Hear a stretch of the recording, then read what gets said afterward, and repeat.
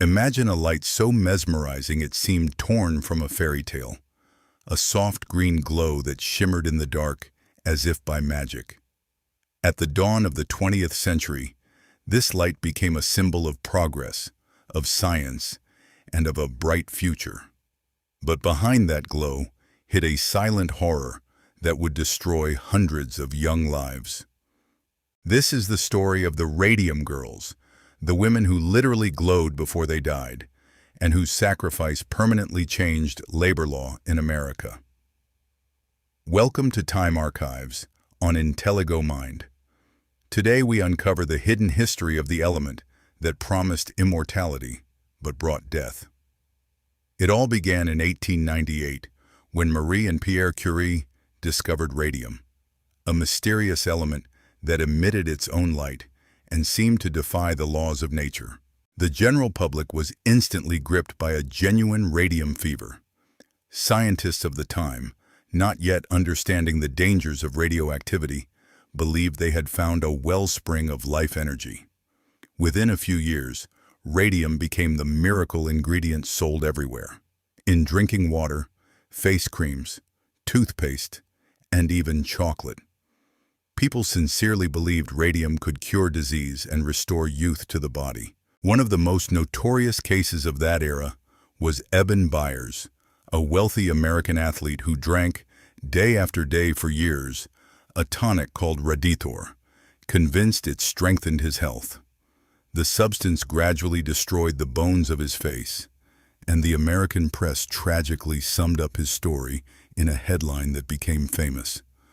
The radium water worked just fine until his jaw fell off. In such a climate of blind enthusiasm, an American company saw a massive opportunity for profit. The United States Radium Corporation began producing a luminous, radium-based paint called Undark. This paint was used to coat the dials of watches, compasses, and military instruments so they could be read at night. For this delicate work, the factory hired hundreds of young women, most of them teenagers, drawn by wages that were generous for the time. The work seemed like a dream. They painted tiny numerals with a fine brush, in a friendly atmosphere, surrounded by a powder that made their skin, hair, and clothes glow softly in the dark. Their co-workers at other factories envied that otherworldly charm. Many of them would deliberately sprinkle a little of the radioactive powder on their dresses or nails before a date, so they could glow faintly in the darkness of dance halls, with no idea of the danger lurking beneath it.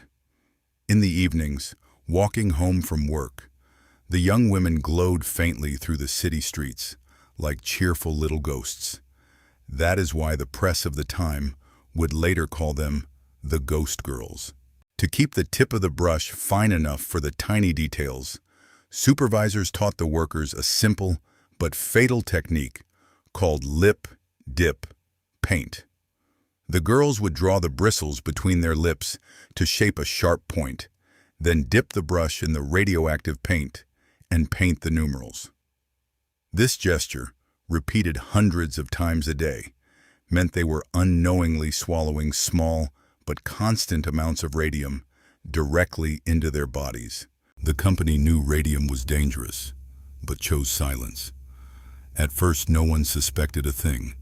Radium was considered safe, even healthy, marketed in advertisements as a true elixir of life. The chemists and factory directors, however, who handled the substance behind lid screens and thick gloves, knew the truth. The workers, by contrast, wore no protection at all, and were assured that the radium on their brushes was completely harmless to their health.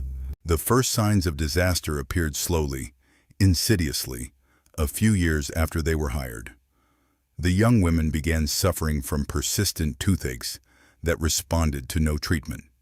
Their teeth fell out one by one, leaving open, painful wounds that refused to heal. The most harrowing case of all was that of Molly Maggia, one of the first workers affected.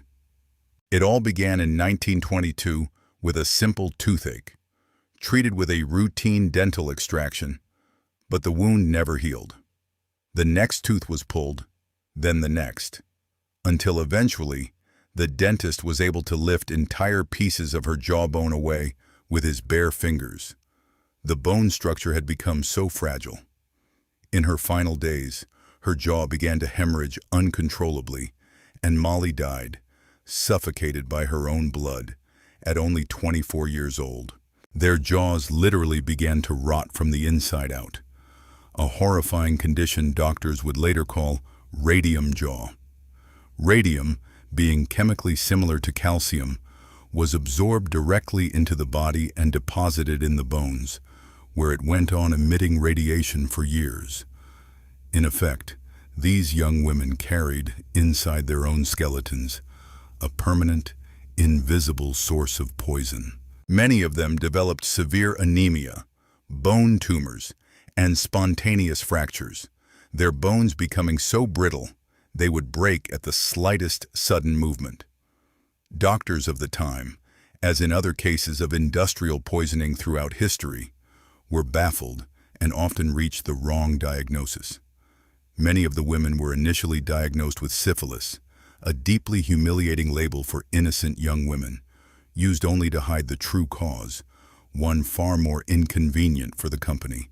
It was not until 1925 that medical examiner Harrison Martland managed to scientifically prove the link between radium and the workers' deaths. He developed innovative methods to measure radioactivity in patients' breath and bones, proving beyond doubt that radium had accumulated in their bodies exactly like a poisonous substitute for calcium.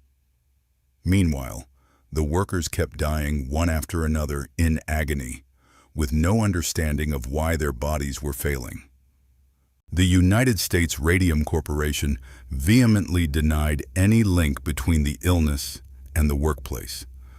Company executives publicly claimed the women were suffering from other conditions, entirely unrelated to radium exposure. Internal medical reports confirming the danger were kept secret, and any employee who asked uncomfortable questions risked being fired on the spot, without explanation. The situation began to change, thanks to the courage of a handful of women determined to fight for the truth. Grace Fryer, a former dial painter, spent 2 years desperately searching for a lawyer willing to represent a group of sick workers against a powerful corporation.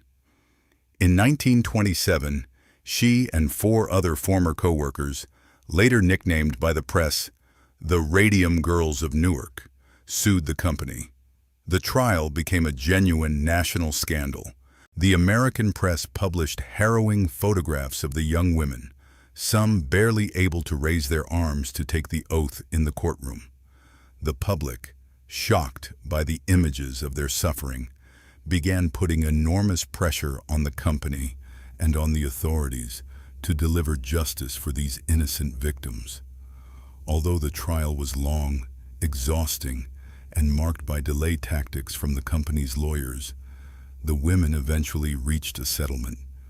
They received financial compensation and lifetime coverage of their medical expenses, a historic victory for its time. The tragedy did not end in New Jersey, though. A decade later, an almost identical scenario would repeat itself at the Radium Dial Company in Ottawa, Illinois, where other young workers would face the same merciless disease and fight, in their turn, for justice in court. The press nicknamed that second group of victims the Society of the Living Dead, a name every bit as grim as the fate awaiting them. Sadly, for most of these women, the money could no longer stop the destructive process already underway in their bones. The story of the Radium Girls did not end at the courthouse doors, however. Their case became a crucial catalyst for the reform of labor law in the United States. The safety standards later imposed on the radium industry also laid the groundwork for the modern radiation protection standards still used today in hospitals, laboratories, and nuclear power plants around the world. Thanks to their courage, strict industrial safety standards were introduced, along with the right of sick workers to sue their employers for occupational diseases caused on the job. Many of the principles established back then, such as the right to compensation for occupational disease and the employer's duty to inform workers of risks, still stand today in an evolved form as the foundation of modern labor law around the world. Today, the graves of these young women remain, ironically, faintly radioactive and can still be detected with Geiger counters nearly a century later. Fate's irony would strike even at the very top. Marie Curie herself, the woman who had discovered radium with such excitement back in 1898, would die in 1934 of aplastic anemia, a blood disease caused by the very radiation she had worked with for a lifetime. It stands as silent but permanent proof of the terrible price paid by these anonymous pioneers of workers' rights. The glow that once charmed their skin became, in the end, the eternal testimony of their courage. This was the story of the Radium Girls, the young women who glowed in the dark and paid with their lives for a progress no one yet fully understood. A disturbing page from the past, open today from the Time Archives. If you enjoyed this journey into the dark secrets of history, don't forget to subscribe to the Intelligo Mind channel and hit like to help us grow. Leave us a comment and tell us what other hidden mysteries you'd like us to uncover together. Until next time, stay curious.